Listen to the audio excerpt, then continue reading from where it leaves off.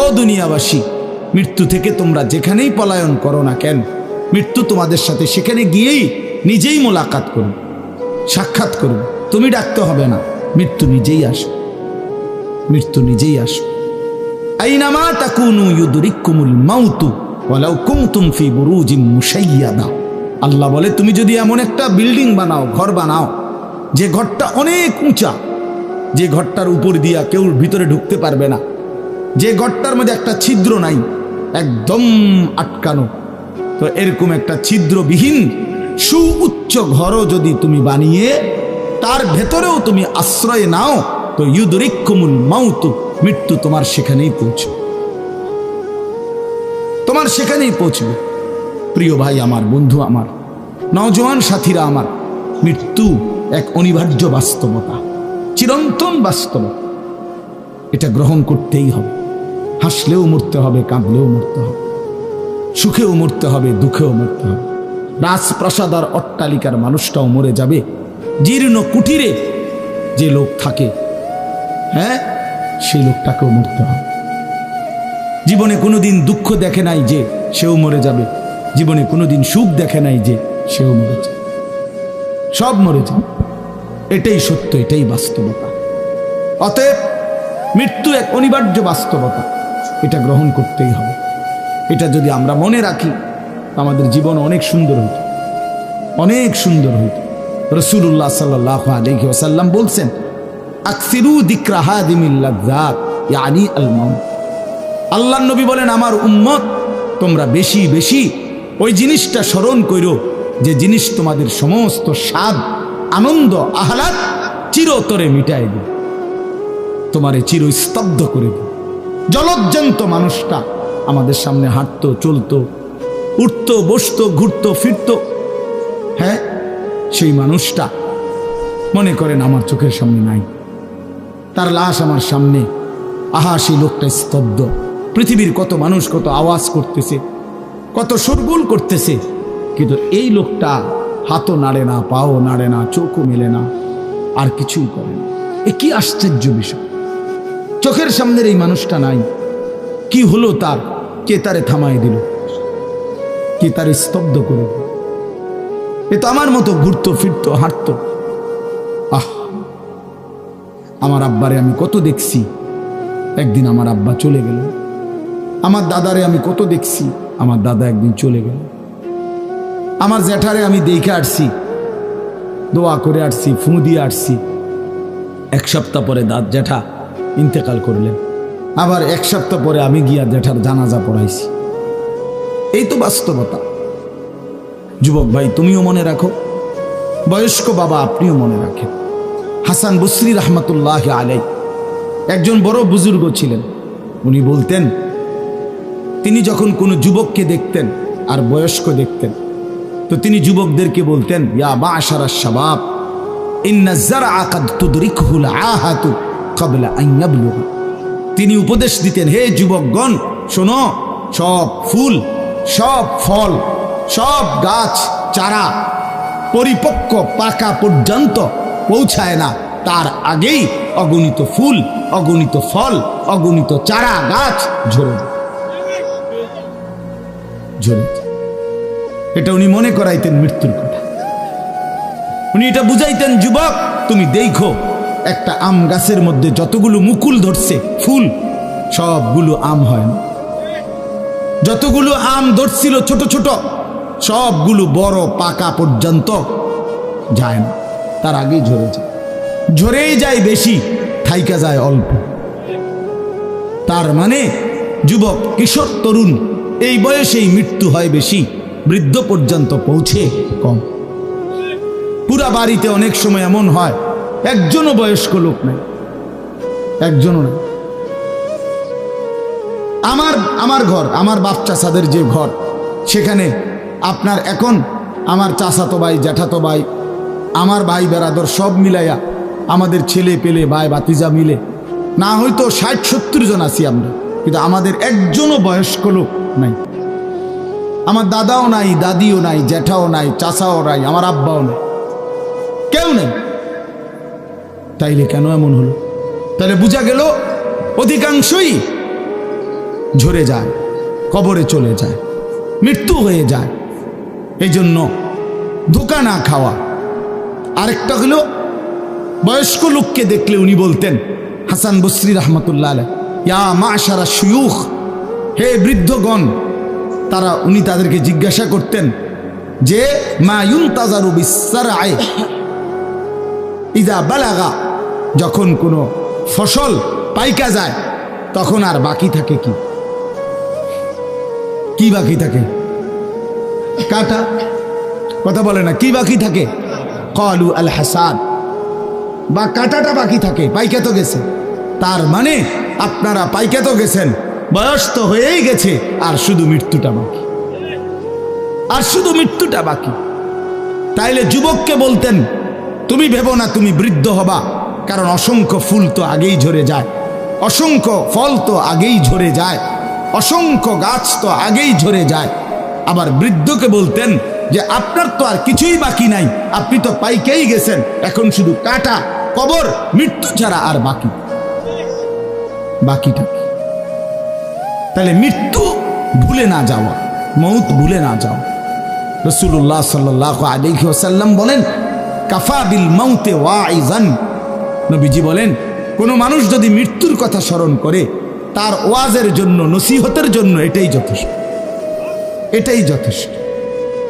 আমরা কিতাবে পড়ছি, হযরত ওমর রাদিয়াল্লাহু তাআলা আনহু, এত বড় সাহাবী, উনি বলতেন, কুল্লা ইয়াউমিন ইউকালু মাতা ফুলান মাতা ফুলান ওয়ালা বুদ্দা মিন ইয়াউমিন ইউকালু মাতা ওমর। তিনি বলতেন, হায় শোনো, প্রতিদিন ঘোষণা হয় আজ অমুকের মৃত্যু হলো, অমুকের মৃত্যু হলো, অমুকের মৃত্যু হলো। অচিরেই একদিন ঘোষণা হবে আজ ওমরের মৃত্যু হলো, আজ ওমরের মৃত্যু হলো। উনি বলেন, এই ঘোষণা শুনবে খুব দ্রুত একদিন। এই জন্য বাপ, এই আমাদের ব্যক্তিগতভাবে প্রতিনিয়ত মৃত্যু হচ্ছে, ঠিক এভাবে আমরা তো মরছি, একদিন এই গোটা আলমের মৃত্যু হবে। এই গোটা সৃষ্টিটাই আল্লাহ তাআলা গুটায় ফেলেন। আচ্ছা, কি আশ্চর্য কথা, এটা কি অবাক করা। এক মিনিট যদি কেউ বিবেক দিয়া ভাবে, যারে বলে কি হুজুর, বলেন কি, এত বড় আসমান ভেঙে যাবে, এই সূর্য খসে পড়বে, চাঁদ খসে পড়বে। আল্লাহ তাআলা বলছে, ইযা সামাউন ফাতারাত, আসমান ভেঙে যাবে, ওয়া ইদাল কাওয়াকিবুন তাসারাত, তারকারাজি খসে খসে পড়বে, ইযা শামসু কুব্বিরাত ওয়া ইদাল কাওয়াকিবুন তাসারাত। আল্লাহ তাআলা বলছেন, সূর্যটা গুটায় ফেলা হবে, পাহাড়গুলো বালির মতো, তুলার মতো উঠতে থাকবে। ইদা রাজ্জাতিল আরদু রাজ্জা, এই জমিনের মাটিগুলো রেজা রেজা, পাউডার পাউডার হয়ে যাবে। ওয়া ইদাল বিহারু ফুজ্জিরাত, সমুদ্র, খাল, বিল, নদীর পানিগুলো সব টকবগে উতরাইয়া গরম হইয়া বাষ্পের মতো উড়ে যাবে। না কোথাও পানি থাকবে, না কোথাও গাছ থাকবে, না আসমান থাকবে, না জমিন থাকবে, কিছুই না। আচ্ছা, এটা কেমন কথা, এটা কেমন আশ্চর্য বিষয়। এই গোটা আলমের মৃত্যু হবে। আল্লাহ তাআলা কোরআনুল কারীমে বিশ্বাস করেন, অসংখ্যবার এই কথা এটা বলছে, এটা হবেই হবে। ইদা ওয়াকাতিল ওয়াকিআ, আল্লাহ বলেন এই ঘটনাটা ঘটবে। লাইসা লি ওয়াকাতিহা কাযিবা, এই ঘটনা মিথ্যা মনে করার মতো কেহ নাই। যেদিন ঘটে যাবে তখন আর কারো কোনো মিথ্যাবাদী আর থাকবে না, অর্থাৎ কেউ আর অস্বীকার করার সুযোগ হবে না। চোখের সামনে দিন, চোখের সামনে দিন। কোরআন শরীফে একটা সূরা আছে, সূরা হজ। ওই যে আমরা হজ করি না, এই হজ সূরাটার নাম। এই সূরার শুরুতে আল্লাহ তাআলা এই পৃথিবী ধ্বংসের, কিয়ামতের একটা সাংঘাতিক বর্ণনা দিয়েছেন। ওইখানে আছে, আল্লাহ বলেন, ইয়া আইয়ুহান নাসু তাকু রাব্বাকুম, হে মানুষ তোমরা আল্লাহকে ভয় করো। আর শুনো, ইন্না জালজালাতাস সাআতি শাইউন আযীম, নিশ্চয়ই কিয়ামতের ভূমিকম্প, জালজালা, এই যে বললাম জিলজাল এবং জালজালা অর্থ ভূমিকম্প। আল্লাহ বলেন কিয়ামতের ভূমিকম্প, ইসরাফিল যখন ফু দিবে, আমার এই পৃথিবী যখন ভাঙতে শুরু করবে, এই সৃষ্টি জগৎ পুরাটা যখন আমি আল্লাহ গুটায় ফেলবো, ওয়াস সামাওয়াতু মাতবিয়াতুম বিয়ামিনি, আল্লাহ বলেন 7 আসমান আমি আল্লাহ তাআলার হাতের মধ্যে গুটায় ফেলবো, গুটায় ফেলবো। তুমি জানো না আমার ক্ষমতা। কুল্লু মান আলাইহা ফান ওয়া ইয়াবকা ওয়াজহু রাব্বিক, সব শেষ করে দেব আমি, শুধু আমি আল্লাহই থাকব, শুধু আমি আল্লাহই থাকব। তো আল্লাহ তাআলা বলেন এই ইসরাফিল ফু দিলেই, শুরু করলেই জমিনে ভূমিকম্প শুরু হবে। ইন্না জালজালাতাস সাআতি শাইউন আযীম, আল্লাহ বলেন নিশ্চয়ই এই কিয়ামতের ভূমিকম্প এটা শাইউন আযীম, বড়ই ভয়ানক, বড়ই মারাত্মক। কারণ দুনিয়ার ভূমিকম্প 1 নাম্বার হলো বর্তমানের ভূমিকম্প কখনো 30 সেকেন্ড, কখনো 40 সেকেন্ড, কখনো 47 সেকেন্ড, 50 সেকেন্ড, এই সেকেন্ড সেকেন্ড মিনিট 47 মিনিট নি ভূমিকম্প হয়। কথা কর না কেন? 30 মিনিট ভূমিকম্প হয়। 30 মিনিট ভূমিকম্প হইলে আমাদের 14 গোষ্ঠী থাকবে নাকি? 30 সেকেন্ড 40 সেকেন্ড হয় ভূমিকম্প। এইটুকুতে একে তো সময় সামান্য, দ্বিতীয়ত হলো একসাথে গোটা পৃথিবীতে হয় না, এদিকে হলে ওইদিকে হয় না এরকম। কিন্তু আল্লাহ তাআলা বলেন ইসরাফিল ফু দিলে যে ভূমিকম্পটা হবে, সেই ভূমিকম্পটা গোটা পৃথিবী একসাথে নাড়ায় দেবে, একসাথে নেবে। 47 সেকেন্ড না, কতক্ষণ সেটা আল্লাহই জানে। তখন অবস্থা কি হবে? মানুষের আতঙ্ক, এই ভূমিকম্পে আতঙ্ক। হ্যাঁ, আমি একবার চাঁদপুর মাহফিলে ছিলাম, রাত্রে ঘুমাইছি মসজিদের রুমে, ইমাম সাহেবের রুমে। এই সময় ভূমিকম্প আইছে, দরজা খুলে দিছি দৌড়, মসজিদের মাঠে আইছি দাঁড়াইয়া, চাই যে পুরা গ্রামের মানুষ সব আইসা বলছে হই হুল্লোড় চিৎকার, হায় হায়। অথচ সবাই চিৎকার দিতে দিতে ভূমিকম্প শেষ। ভূমিকম্প হয়েছেই তো অল্প একটু, কিন্তু এটুকুর আতঙ্কেই যা হুজুর পাবলিক বরাবর। কিসের হুজুর আর কিসের পাবলিক, বক্তা শ্রোতা সমান। এই এখন মনে করেন ভূমিকম্প হইলে আমরা সব দিন দৌড়, আমিও আমি এখানে বুজুর্গি দেখাইব এটা। হ্যাঁ, আমি একটা বড় হুজুর, বড় প্রধান বক্তা, আমি লড়লে কি মাইসে কি করব? আপনি কি করবেন? আমার সময় কো, আমার জান নিয়ে টানাটানি। আল্লাহু আকবার। তো এই সামান্য ভূমিকম্প, কিন্তু আল্লাহ তাআলা বলেন ইসরাফিল সিংহা ফু দিলে যে ভূমিকম্প হবে বান্দা, সেটা বড়ই ভয়ানক, সেটা সারা পৃথিবী নড়বে একসাথে। তখন কি হবে? মানুষের আতঙ্ক। ইয়াউমা তারাউনাহা তাযহালু কুল্লু মুরদিআতিন আম্মা আরদাআত। এই 1 নম্বরে আল্লাহ বলেন যে মা তার বাচ্চাটাকে দুধ পান করাইতেছিল, এই কোলের বাচ্চা, দুধের বাচ্চা, আপন মা তার দুধের বাচ্চা ভুলে যাবে, ফেলে দিবে, ছুঁড়ে মারবে, আর মা পাগলের মতো দৌড়ানো শুরু। কোরআন শরীফের আয়াত। ওয়াতাদাউ কুল্লু যাতি হামলিন হামলাহা।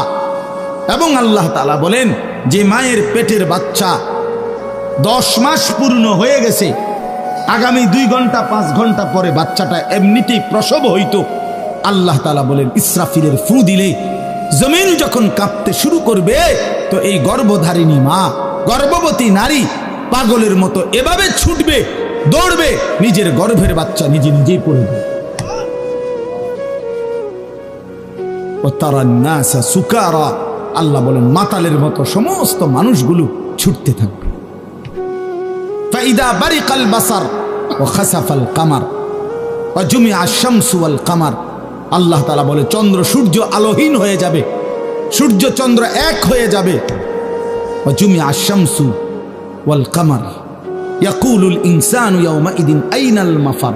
লোকেরা দৌড়বে আর ছুটবে, মানুষ একে অপরকে জিজ্ঞেস করবে ভাইয়া পালাবো কোথায়, দাঁড়াবো কোথায়? কোথাও তো স্থির কোনো জায়গা নাই, কোথায় দাঁড়াবো? আল্লাহ তাআলা বলেন কাল্লা লা ওয়াজার, না বান্দা, সেদিন আর কোথাও জায়গা মিলবে না। ইলা রাব্বিকা ইয়াওমাইদিনিল মুস্তাকার, আজকে শুধুই কেবল তোমার আল্লাহর কাছেই আশ্রয় ঠিকানা। এভাবে বহু আয়াত কোরআনুল কারীমের মধ্যে আল্লাহ তাআলা বর্ণনা করছেন। আমার ভাই, তো এই ইসরাফিলের ফু দিলে গোটা আলমের মৃত্যু হবে, ভূমিকম্প শুরু হবে। তো এই ভূমিকম্প কেন হবে? এই কাঁপতে কাঁপতে সমস্ত কিছু ভাঙ্গা একসাথে এই সব কিছু আল্লাহর সৃষ্টি সমস্ত কিছুই জমিনের তলদেশে চলে যায়।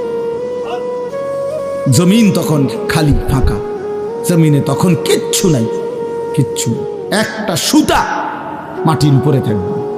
এই প্রথমবার ইসরাফিল ফু দিলে সমস্ত কায়নাত, ইনসান, জিন, আল্লাহর সমস্ত সৃষ্টি মাখলুকাত সব জমিনের তলদেশে চলে যায়। মানুষও, জিনও, অর্থ সম্পদ, স্বর্ণ, রৌপ্য, মণি, মুক্তা, হীরা, জহরত সব সব সব একটা কাগজের অস্তিত্ব, সব কিছু, গোটা জমিন ফাঁকা। এভাবে কতদিন আল্লাহ জানে, কতদিন আল্লাহ জানে। হ্যাঁ মা ভাই, এরপরে একটা নির্দিষ্ট সময় পরে আবার আল্লাহ তাআলা ইসরাফিলকে জীবিত করবেন, করে আবার আল্লাহ তাআলা দ্বিতীয়বারের মতো ফু দিতে বলবেন। এই দুই ফুঁয়ের মাঝখানে কতদিন? নবী সাল্লাল্লাহু আলাইহি সাল্লামের এক হাদিসের মধ্যে বলছে 40। সাহাবীরা ব্যাখ্যা করছেন, মুহাদ্দিসিন, সেই 40টা হতে পারে 40,000 বছর। 40,000। এই জন্য বাপ একটা কথা হলো, সর্বশেষ যেই লোকটা কবরে যাবে, শেষ যেই ব্যক্তি মরবে পৃথিবীতে, হতে পারে তাকেও শুধু কবরেই থাকতে হবে 40,000 বছর। 40,000 বছর। এরপরে তো আখিরাত। এই 40,000 বছর যদি কবরে আযাব হয়, 40,000 বছর যদি কবরে আযাব হয় ভাই, তখন কি হবে? এবার ভেবে দেখেন, এখন যারা কবরে যাচ্ছে, হ্যাঁ, নূহ আলাইহিস সালামের জামানায় যারা মারা গেছে, ইব্রাহিম আলাইহিস সালামের জামানায় যারা মারা গেছে, নবীজি সাল্লাল্লাহু আলাইহি সাল্লাম তো 1,500 বছর আগে ইন্তেকাল করছেন, 1450 বছর আগে। তো ওই সময়ে যারা মারা গেছে তারা কবরে পড়ে আছে আজকে 1,500 বছর, 1,500 বছর, 1500 বছর। তাহলে নূহ আলাইহিস সালামের জাতি কত বছর থেকে পড়ে আছে? কোথায় নূহ নবী, কোথায় আমাদের নবী? কত ব্যবধান! এই জন্য বাপ, শুধুমাত্র কবরের বিষয়টাই তো সাংঘাতিক, আখিরাত তো পড়ে। শেষ ব্যক্তিটাও যদি কবরে থাকতে হয় 40,000 বছর, তো এখনকার মানুষগুলো আছে কত কাউ। এই যার কবরে আযাব হচ্ছে, আহা বাপ, সে কি পরিমাণ কষ্ট পাচ্ছে ভাইবা। দেখে কবরবাসীদের রুহের মাগফিরাত। আরে ভাইয়া, একবার চোখ বন্ধ করে 1 সেকেন্ড ভাবেন, আজ আমরা যাদের রুহের মাগফিরাত কামনা করলাম, এই 20 বছরের ব্যবধানে, 30 বছরের ব্যবধানে, 10 বছরের ব্যবধানে, 50 বছরের ব্যবধানে আবার এর পরের লোকেরা আমাদের রুহের মাগফিরাত কামনা। এটা কি পরিমাণ বাস্তবতা, কি পরিমাণ বাস্তবতা! এটাকে অস্বীকার করার, না বুঝার কিছুই নাই, মৃত্যুকে না বুঝার কিছুই নেই। কারণ এত বেশি জলজ্জান্ত আল্লাহ তাআলা এটা আমাদের সামনে দেখাইছেন, এত মানুষের মৃত্যু আল্লাহ আমাদের সামনে দেখাইছেন, এটাকে অস্বীকার করার, না বুঝার কিছুই নেই। তো চলেন, এরপরে আল্লাহ তাআলা ইসরাফিলকে আবার জীবিত করবেন। জীবিত করে আল্লাহ তাআলা ইসরাফিল আলাইহিস সালামকে বলবেন, ইসরাফিল, আবার তুমি সিংহায় ফু দাও। এইবার যখন সিংহায় ফু দিবে, তখন ইসরাফিল আলাইহিস সালামের এই দ্বিতীয় ফুতে আবার ভূমিকম্প শুরু। আবার কি শুরু হবে? ও মাঝখানে ভাই, ওই ছেলে অপদার্থ, কথা বলো না, হাসাহাসি করো না, কারো কথা বাকি থাকলে, দুষ্টামি বাকি থাকলে উঠে চলে যাও, বাহিরে আলাদা জায়গা আছে। গাফেল সন্তান কোনো কিছুতেই যাকে কোনো আসর করে না। আহা, আপনারা জানেন না, আপনাদের এক এক ছেলের অবস্থা হলো কলিজাটা পাথর হয়ে গেছে, কোনো কিছুই তার কলিজা নাড়ায় না। এত শক্ত জানোয়ার যে খোদার 365 দিনে কোনো দিন ফজরের নামাজ পড়ে না, একদিনও না। মানুষের বাচ্চা এত বড় জানোয়ার হয় কেন? আরে তুই কোন মানুষের বাচ্চা? তুই কোন মার দুধ খাইলি? নাফরমান, কেমনে মানুষ হইল? এটা কি ধরনের মানুষ? একদিনও নামাজ পড়ে। ছি ছি ছি ছি ছি, মুসলমানের বাচ্চা এত বড় জানোয়ার হয় কেন? কোনদিন নামাজ পড়ে না, 6 মাসে 9 মাসে কোনদিন বলতে পারবে না নাফরমান। কোনদিন 5 ওয়াক্ত নামাজ পড়ছে কিনা। হায় হায়, এত বড় অসভ্য। মায়ের সন্তান হয় কেন? বাবার সন্তান হয় কেন? চিন্তা কর। কোনো কিছুই ছেলে পেলেদের হালাত হলে এই পরিমাণ লাগাম ছাড়া, কিসের মা কিসের বাবা, কে তার মা কে তার বাপ, কে কি তার ধর্ম, তার আল্লাহ কে, তার রসুল কে, তারে বানাইছে কে, আসছে কোত্থেকে, কেন আসছে, কি করতেছে, কি করছে, কিচ্ছুর খবর, কিচ্ছুর খবর। আসে, হাঁটে, বুট খায়, বন খায়, মোবাইল টিপে, খারাইয়া মতে, বইয়া মতে, বন্ধু বান্ধবদের সাথে আড্ডা দেয়, মেয়ের পিছনে ঘুরে, অসভ্য অশ্লীল কথাবার্তা বলে। এটা কি একটা জিন্দিগি হলো? ভেবে দেখেন। উফ, কোন সুস্থ স্বাভাবিক মানুষ এমন হয়? বলো ভাইয়া বলো। রাগ করো না বাপ, কে তোমা করে মনে করাই দিব? কেউ মনে করাই। হা, বাবা আমারও ফিকির শেষ, শুধু টাকা রোজগারের ফিকির। দেশে থাইকা পারো, নাহলে বিদেশ গিয়া পারো, কোনো না কোনো ভাবে পয়সা রোজগার করো। টাকা রোজগার করলে মা বাপ খুশি, টাকা রোজগার না করলে না অখুশি। খালাস। এরপরে ইমান আছে কিনা, ইসলাম আছে কিনা, নামাজ আছে কিনা, কোরআন আছে কিনা, আল্লাহ চিনে কিনা, হালাল হারাম কিনা, জায়েজ না জায়েজ না, এত কিছু আমার দরকার।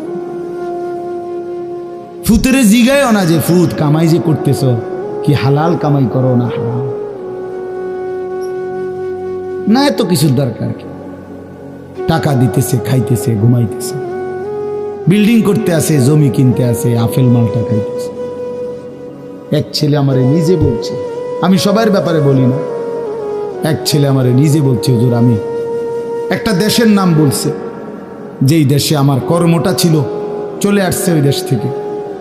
আমার বলছে, হুজুর আমার কর্মটা হলো এই, মদের বার, মদের হোটেলে নারী পুরুষ উলঙ্গ জিনাবে বিচার করে, আমার দায়িত্ব শুধু পাশে দাঁড়িয়ে মদের বোতল নিয়ে দাঁড়ায় থাকা, যতবার তারা চায় অতবার তাদেরকে মদ গ্লাসে ঢেলে দেওয়া, তাদের হাতে তুলে দেওয়া।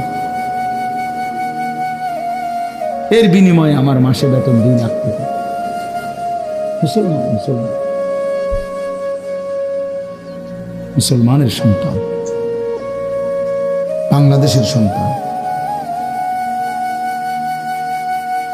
তো এই টাকা যখন বাবা খাচ্ছেন, বিল্ডিং করতেছে, কোনো টেনশন নাই।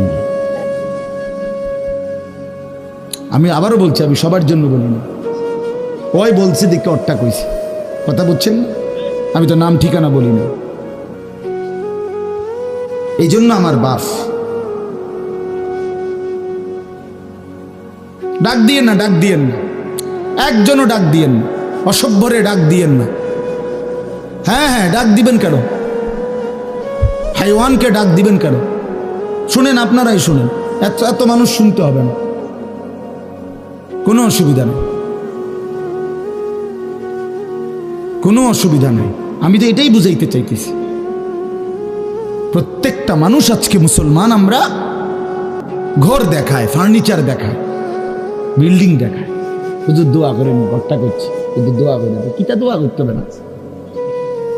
কিতা দোয়া করতে? বিল্ডিং এর দোয়া কিতা? আবার ইট বালুর লেগে দোয়া করে লাভ কি বেড়া? হুজুর মোটরসাইকেল কিনছি, শুধু দোয়া করে দেন। কিতা দোয়া করতে? কি মোটরসাইকেলের দোয়া কিতা? আবার আজীব লাগে না? বাস্তব এগুলো ছাদ ডালাই দিই মাইজ গে, শুধু দোয়া করে দেন, ছাদ ডালাই দোয়া। ওটা ছাদ ডালাই করে, ওটার ফুতে মোবাইলে অশ্লীল উলঙ্গ ছবি দেয়। ওটার সন্তান উনি দাঁড়াইয়া রয়েছে মিস্ত্রিগো সামনে, ওনার গাম বাইয়া বাইয়া পড়তেছে ছাদ ডালাইয়ের দিন, আর অসভ্য জানোয়ার সন্তান বন্ধুদের সাথে উলঙ্গ ছবি দেখতেছে। ওই জানোয়ারের জন্য উনি ছাদ ডালাই। ওই হাইওয়ানের জন্য উনি ঘর করে দিয়ে গেছে, উনি কবরে জায়গা ঘর করে দিয়ে গেছে, এর জন্য ঘর করলেন। ছি ছি ছি ছি ছি। আমার দেওয়া ঘরে আমার কষ্টের কমাইয়ে এখানে বসে বসে রঙিন ছবি দেখবে, উলঙ্গ দৃশ্য দেখবে ঘরে শুয়া শুয়া সারা রাত। এর জন্যই আমার জীবনের এই অর্জন, এই ছিল আমার উপার্জনের উদ্দেশ্য। আহ, কতবার বললে বুঝবেন, কেমনে বললে বুঝবেন, কারে বললে বুঝবেন? আল্লাহ মাফ করে দেন। চলেন বাপ, তো বলতেছিলাম আল্লাহ তাআলা ইসরাফিল আলাইহিস সালামকে বলবেন আবার ফু দাও। তো তিনি দ্বিতীয়বারের মতো ফু দিলে জমিন আবার ভূমিকম্প শুরু হবে। এই ভূমিকম্পে জমিন কাঁপতে কাঁপতে এইবার জমিনের তলদেশে ওই প্রথমবার ফু দেওয়াতে ভূমিকম্প কাঁপতে কাঁপতে সব উপরে যা ছিল সব নিচে চলে গেছে। মনে আসেনি এটা কইছি? তাহলে উপরটা কি? ফাঁকা। এইবার নিচে যা ছিল সব উপরে চলে আসবে। এই আসলেই এটা হাসরের মাঠ। সমস্ত নিচের জিনিস যা কিছু, একেবারে মানুষ, গরু, ছাগল, হাঁস, মুরগা, জিন, ইনসান, গদ, দুয়ার, বাজার, ব্যবসা, দোকান, টাকা, হীরা, জহরত, মণি, মুক্তা, টাকা পয়সা, অর্থবিত্ত, সব সোজা কথা জমিনের তলদেশের সব কিছু জমিনের উপরে উঠে আসবে। উঠে আসলেই এইটা হাসরের মাঠ। এইটা, এই হাসরের মাঠ কোনটা জানেন? এই যেখানে বসে আছেন এখন, এইটাই হাসরের মাঠ। এই জমিনের উপরেই হাসরের মাঠ। বাকি শুধু আল্লাহ কোরআন বলছে ইদাল আরদু মুদ্দাত, আমি আল্লাহ জমিনটাকে টেনে আরো লম্বা করে দেব, আরো বড় করে দেবো আর কি, প্রশস্ত করে দেবো। কারণ ওই যে পিসের মানুষ খারাপ লাগবে না? মানুষ তো দাঁড়াই বসেই আদম আলাইহিস সালাম থেকে নিয়া, তো মানুষ বেশি না? মানুষ, গরু, ছাগল, হাঁস, মুরগা, জিন, ভূত সব খারাপ না? সব দাঁড়াবে তো। এই জন্য আল্লাহ তাআলা বলেন জমিন আমি প্রশস্ত টেনে দিব, লম্বা করে দিব, এতটুকু। বাকি এটাই হাসরের মাঠ, এটাই হাসরের মাঠ। এই কথাটাই এখানে আল্লাহ তাআলা উল্লেখ করছেন। ইদা জুলজিলাতিল আরদু জিলজালাহা, যখন দ্বিতীয়বারের মতো ইসরাফিলের ফু দিলে জমিনের ভূমিকম্প শুরু হবে। ওয়া আখরাজাতিল আরদু আসকালাহা, আল্লাহ তাআলা বলেন তখন জমিন তার তলদেশে যা ছিল সমস্ত জমিনের তলদেশে, এগুলো এতদিন জমিনের বোঝা ছিল, বোঝা মানে মাটির নিচে, এগুলো সে মনে যেন ফুজা কান্দে লইছে। এবার ওয়া আখরাজাতিল আরদু আসকালাহা, জমিন তার বোঝা মানে জমিনের তলদেশে যা ছিল সে এবার তা জমিনের উপরে উঠায়, উপরে উঠায়।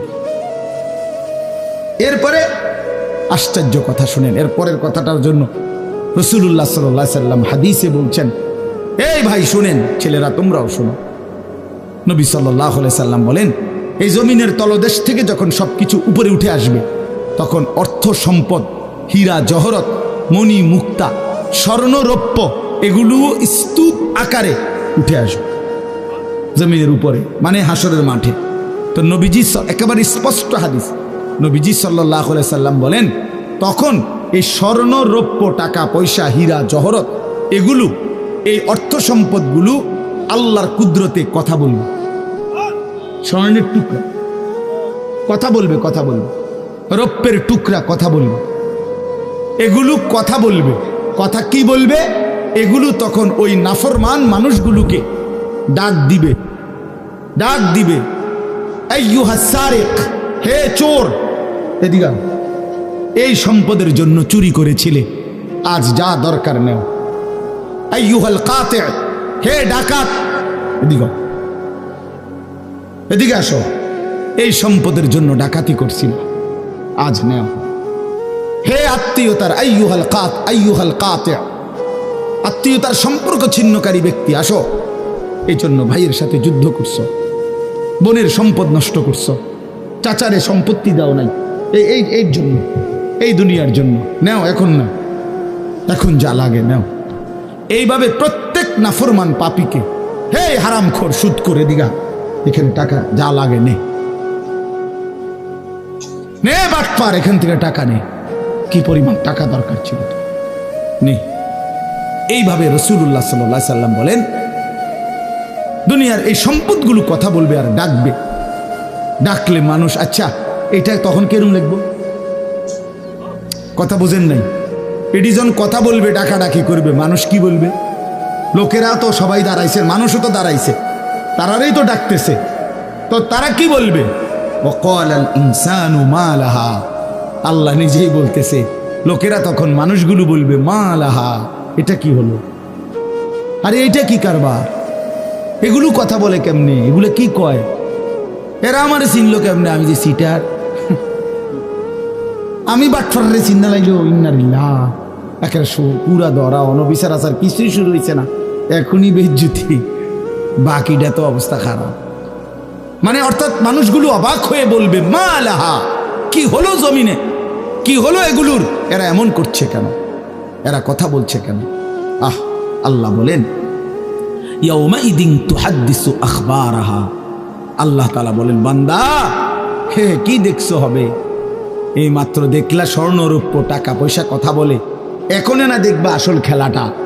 ইয়াউমাইদিন তুহাদ্দিসু আখবারাহা, আল্লাহ বলেন এখন দেখবা সরাসরি এই হাসরের মাঠে তোমার সামনে, তোমার পায়ের নিচের জমিন, তোমার পুরা জিন্দেগির কথা, তোমার যত তথ্য, ভালো কিংবা মন্দ, নেক কিংবা গুনাহ, তোমার সমস্ত কিছু, রাতের কিংবা দিনের, একাকী কিংবা প্রকাশ্যের, গোপন কিংবা আড়ালের, আল্লাহর কসম জমিন সবটা এখন তোমার সামনে বলে দিবে। ইয়াউমাইদিন তুহাদ্দিসু আখবারাহা,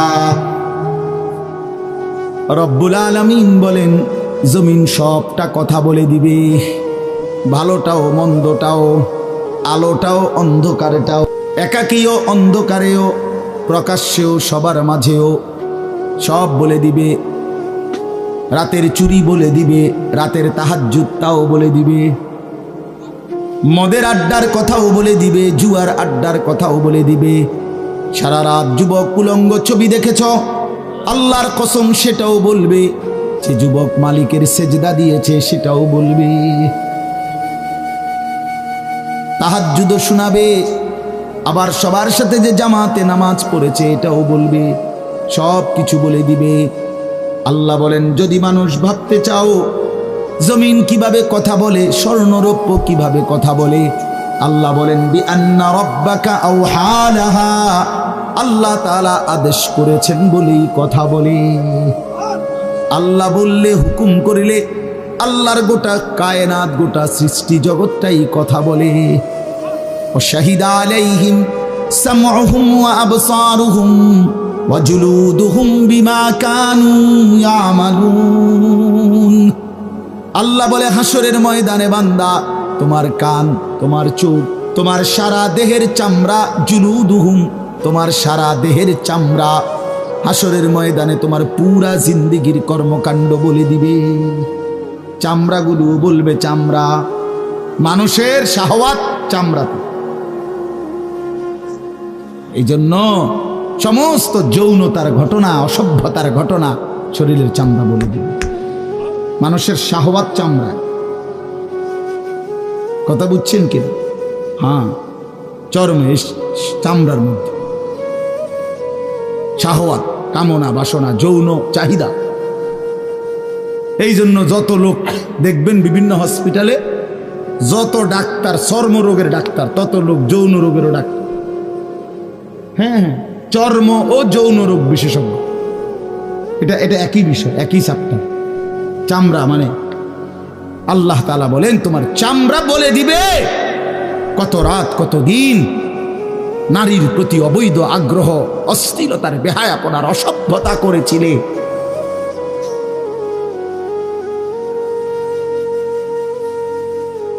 হায় হায়, বিআন্না রাব্বাকা আওহা লাহা, আল্লাহ বলেন আমি আল্লাহ হুকুম করেছি বলে কথা বলে। এই জন্য আল্লাহ হুকুম করিলে চামড়াও কথা বলে, কানেও কথা বলে। এখন কি কানে কথা বলে? কিন্তু সেদিন বলি চোখেও কথা বলে। এখন চোখ কথা বলে না, মানে সব কিছুর জবান খুলবে, সব কিছু। আপনারা বলেন আমরা তো মনে করি জিহ্বায় কথা বলে, না জিহ্বায় কথা বলে না, আল্লাহর হুকুম হইলে কথা বলে, নাহলে যেই লোক বোবা তারও তো জিহ্বা আছে না, তো সে কথা বলে না। যেই লোক কানে শুনে না, তো তার কি আপনার এইভাবে কান বলতে কিছু নাই, তো সে শুনে না কেন, কথা বলেন না কেন? আল্লাহর হুকুম। যার চোখ, যে চোখে দেখেন, এই যে জুয়েল ভাই, আমি মূলত তার মহব্বতেই মাহফিলটা দিছি। তো এই যে দেখে না, তো তার এভাবে তো চোখ আছে, সে দেখে না কেন? আল্লাহ তাআলার হুকুম নাই বলে দেখে, ঠিক কিনা বলেন না কেন? মজার বিষয় হলো রাসূলুল্লাহ সাল্লাল্লাহু আলাইহি সাল্লাম হাদিসে স্পষ্ট বলেছেন, বিশ্বাস করেন, একেবারে বিশুদ্ধ হাদিস, আল্লাহ তাআলা তার দুইটা চোখ নিয়ে গেছে। নবীজি বলছেন, সে যদি সবর করে আল্লাহর হুকুমের উপরে চলতে পারে, রাসূলুল্লাহ সাল্লাল্লাহু আলাইহি সাল্লাম বলেন, আল্লাহ তাআলা তাকে এই দুইটা চোখ নিয়ে যাওয়ার কারণে, অন্ধ বানানোর কারণে সে যে সবর করলো, আল্লাহ রসুল বলছেন আল্লাহ তাআলা নিশ্চিত তাকে জান্নাত দান করবে। এই জন্য তুমি ভাই সবর করো। মালিকের এই দুনিয়া দেখতে পারলা না, তো অপেক্ষা করো, একদিন জান্নাত দেখবে, জান্নাতের হুর দেখবা, তো আরো মজা হবে যে আমি প্রথমেই জান্নাতি দেখলাম, জান্নাতি দেখলাম। যা মালিক, দুনিয়া দেখলাম না তোমার, তুমি আমারে জান্নাত দেখাই। আল্লাহ তৌফিক দান করুন। ইয়াউমাইদিন ইয়াসদুরুন নাসু আশতাতান লিয়ুরাউ আ'মালাহুম, আল্লাহ বলেন তখন দলে দলে ফেরেশতারা মানুষগুলোকে লাইনবদ্ধ, সারিবদ্ধ করে দলে দলে বানাবে। লোকেরা পরস্পর, প্রত্যেকটা মানুষকে ফেরেশতারা আলাদা আলাদা গ্রুপ বানিয়ে দেবে হাসরের ময়দানে। তখন প্রত্যেকে এই গ্রুপে গ্রুপে, দলে দলে লিয়ুরাউ আ'মালাহুম, নিজেদের আমল নামা, নিজেদের আমল দেখবার জন্য সামনে এগিয়ে যাবে। অর্থাৎ প্রত্যেককে তার আমল নামা দেখবার জন্য, দেওয়ার জন্য নির্দিষ্ট জায়গায় নিয়ে আসবে। নেওয়ার পরে সেখানে প্রত্যেকের ফাইল, প্রত্যেকের খাতা, আমল নামা তার হাতে তুলে দেওয়া হবে। দিলেই সে দেখবে। আল্লাহ বলতেছেন, ফামান ইয়ামাল মিসকালা যাররাতিন খায়রান ইয়ারা, এক বিন্দু, এক অণু পরিমাণ, পরমাণু পরিমাণ, সামান্য থেকে সামান্য পরিমাণও নেকি, কল্যাণ, তাও তুমি দেখতে পাবা। ওমান ইয়ামাল মিসকালা যাররাতিন শাররান ইয়ারা, বিন্দু থেকে বিন্দু মন্দ যা করেছিলে তাও তুমি দেখতে পাবে। এক জাররা, মূলত জাররা বলে তাফসীরের মধ্যে লিখছে লা ওয়াজনা লাহু লা জিনাতা লাহা, যেটার কোনো ওজন হয় না, এত সামান্য, এত সামান্য, ওজন নাই, মানে 100 গ্রামও না, 10 গ্রামও না, 1 গ্রামও না, আধা গ্রামও না, এত সামান্য, এটা কোনো ওজন নাই, ওজন নাই, ওজন আসে না আর কি, ওজনে হয় না, এরে বলে জাররা। তাফসীরের মধ্যে লিখছে, কোনো ব্যক্তি, হযরত আব্দুল্লাহ ইবনে আব্বাস বলেন, কোনো ব্যক্তি যদি মাটিতে এমনি হাত মারে, মানে হাত লাগাই আবার উঠাই লাইছে, তখন এই যে বালুগুলো লাগছে, এই বালুর যেগুলো হাত থেকে ঝরে পড়ে কণা, এগুলো তার চাইতে সামান্য এক জাররা। আমার উস্তাদ বলছিলেন ছাত্র জীবনে আমাদেরকে, যে মানুষ যে কাপড় ধুইয়া চিপে, কাপড় এমনি চিপ্পা রৌদ্রে দেয় না, মানে চিপ্পাই তো ফানি ফেলায়, তো কাপড় চিপ্পা সাইরা মানুষের একটা স্বভাব হইল রৌদ্র দেওয়ার আগে এটার একটা ঝাড়া মারে, লুঙ্গিটারে একটা আগে কি মারে, ঝাড়া দিয়া এরপরে দেয়। এই যে লুঙ্গিটা ঝাড়া দিলে যে ছোট্ট ছোট্ট পানির ফোঁটা ছিটকাইয়া পড়ে, এই ফোঁটা, এগুলো পিচ্ছি পিচ্ছি, এগুলো এক একটা জাররা, অথবা তার চাইতে ছোট। এটার ওজন আসবে না, এটা 1 গ্রামও হবে না, আধা গ্রামও হবে না।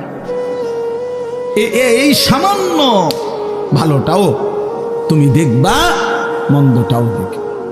কেমনে আড়াল করবেন ভাই? নিজেকে আড়াল করবেন কেমনে? বাপ যুবক, তুমি কেমনে আড়াল করবা? কোরআন শরীফে আছে, আল্লাহ বলেন, ইয়াউমা তুবলাস সারাইর, বান্দা আমি হাসরের ময়দানে তোমার অন্তরের গোপন বিষয়গুলো, যেগুলো কেউ শুনে নাই, তুমিও বলো নাই, শুধু মনে মনে কল্পনা করছিলা ভালো কিংবা অসৎ, সেগুলো হাসরের ময়দানে তোমার সামনে খুলে দেব। হ্যাঁ, আফালা ইয়ালামু ইযা বু'সিরা মা ফিল কুবুর ওয়া হুসিলা মা ফিস সুদূর। আল্লাহ তাআলা বলেন, এই বুকের ভিতরে, অন্তরের ভিতরের যেই কথাগুলো, সেগুলো খুলে দেব। এই জন্য আজকে আমার কথা এখানে শেষ। আমি এতটুকু কথাই বলতে চাই, এই ৯৯ নম্বর সূরাটা আমাদেরকে এই কথার সবক দিচ্ছে যে আমরা আমাদের জিন্দেগির ১ সেকেন্ড একটি নিঃশ্বাস আড়াল করবার সুযোগ নেই। হিসাব দিতে হবে, হিসাব দিতে হবে। ১ মিনিট, ১ সেকেন্ড, ১ পলক, ১ লাম্হা, ১ মুহূর্ত আমাদের আড়াল করবার সুযোগ নাই ভাই। ভালোটার প্রতিদানও নিতে হবে, মন্দটারও প্রতিদান নিতে হবে। তাইলে কেন জীবন নষ্ট করব, কেন হায়াত নষ্ট করব? আমার অনুরোধ রইল, যতগুলো যুবক ছেলে আছো ভাই, তোমাদের কাছে অনুরোধ, মৌলানা কথা বলবে, এরপরে আরও একটু বয়ান হলে এরপরে দোয়া হবে, কিন্তু আমার মাঝখান দিয়ে এই কথাটাই আমি অনুরোধ করে বললাম, প্রত্যেকেই দয়া করে আল্লাহর ওয়াস্তে নিজের জীবনের কদর করো ভাই। আমার এটাই শেষ কথা। যুবক ছেলেরা, তুমি আমার সাথে এখন যাইবা না, আমিও তোমার সাথে যাব না। এই দুনিয়াও যেমন আমি আলাদা চলে যাচ্ছি, আপনারাও আলাদা চলে যাবেন, কিন্তু বাস্তব কথা হলো আমি আপনি প্রত্যেকে আলাদা আলাদা কবরে আখেরাতে আল্লাহর সামনে মুখোমুখি হতে হবে। এই জন্য হাত জোর করে অনুরোধ করছি ভাই, নিজেরে নষ্ট করো না। একটা ছেলেও যদি বুঝো, আমার অনুরোধ রইল তোমার প্রতি, তুমি নষ্ট হইও না, চরিত্রহীন হইও না, তুমি হায়াতটা শেষ করে দিও, কষ্ট পাইবা। এই নারী ছবি, অশ্লীল দৃশ্য, উলঙ্গপনা, বেহায়াপনা, এই জেনা ব্যভিচারের দৃশ্য, এগুলো দেখো না। চেষ্টা করো 5 ওয়াক্ত নামাজ পড়তে, 5 ওয়াক্ত নামাজ পড়তে হিম্মত করলে পারবা ভাই। পেশাব পায়খানার পরে টয়লেট পেপার ব্যবহার করো, পানি ব্যবহার করো, দেখবা শরীর পবিত্র থাকলে আল্লাহর ইবাদত করতেও মন চাই। মূলত মানুষ অনেকের যাদের নামাজ ছুটে যায়, তাদের একটা বড় কারণ হলো তার শরীর অপবিত্র, শরীর নাপাক, আর নাপাক দেখে নেক কাজের তামান্না, আগ্রহ জাগে না। এই জন্য এই যে পেশাব করে পানি নেয় না, টয়লেট পেপার ব্যবহার করে না, এই অসভ্য এই কারণে নামাজ পড়তে চায়। বাস্তব কথা, এর তখন আর হায়া লজ্জা থাকে না। এই জন্য সবাই বলে ইনশাআল্লাহ নামাজ পড়ো, নিজেদের স্ত্রী, কন্যা, বোনকে পর্দা পশিদায় রাখতে চেষ্টা করেন। যে মেয়েটার পর্দা নাই, যে মহিলার পর্দা নাই, বিশ্বাস করেন যে তার নিজের ইজ্জত, নিজের কদর, নিজের সতীত্ব, নিজের পর্দার কদর বোঝে না, এটা কোনো নারী না, এটা কোনো মহিলা না, এটা প্লাস্টিক জাতীয় কিছু হইতে, এটা এক ধরনের প্লাস্টিক, এটা এক ধরনের অসভ্য। যে নারী বেপর্দা, যেই মেয়ে দুশ্চরিত্র, যেই মেয়ে চরিত্রহীন, যেই মেয়ে বেহায়ার মতো চলে, সে শুধু নিজের ক্ষতি করে না, সে একটি সমাজ নষ্ট করে, একটি মহল্লা শেষ করে। এই আগুন সারা মহল্লায় জ্বালায়া দেয়, তার রূপের যৌবনের আগুন জ্বালায়া অসংখ্য যুবকের জিন্দেগি নষ্ট করে। এই জন্য ওই জানোয়ার মনে রাখতে হবে, ওই অসভ্য নারী যতগুলো ছেলে তাকে দেখে অবৈধ কামনা বাসনা করছিল, এই সমস্ত যুবকের সমপরিমাণ গুনাহ ওই অসভ্য মেয়ে, ওই নর্তকী, ওই ব্যভিচারিণী নারী, তাকে ভোগ করতে হবে। এত সোজা না। এই জন্য বাবাদেরকে বলি, ছেলেদের দিকে কদর করেন, মেয়ের দিকে নজর দেন, স্ত্রীর দিকে নজর দেন। ওই খাট পালং দেখাইয়েন না, বিল্ডিং উল্ডিং দেখাইয়েন না, ইতান দেখাইয়া লাভ নেই। উঠতে লাইলে সবারই ঘুমাইয়া লাগে, পরিশ্রম করিয়া ঘুমাইলে এত কিছু লাগে না। কত মানুষ আছে এরকম যারা ফাওটাও দোয় না, জুতাই নাই, বেটা ফাও দিব কি দিয়া বেটা, হ্যাঁ সময় করে এতটা ক্লান্ত থাকে যে শুইলেই কি এসে পড়ে ঘুম আইসা। আল্লাহ আমাদের সবাইকে কদর করার তৌফিক দান করেন। আজকের এই মাহফিলকে আল্লাহ তাআলা ভরপুর বরকত দান করেন। আল্লাহ তাআলা আপনাদের সবাইকে কবুল আর মঞ্জুর করেন।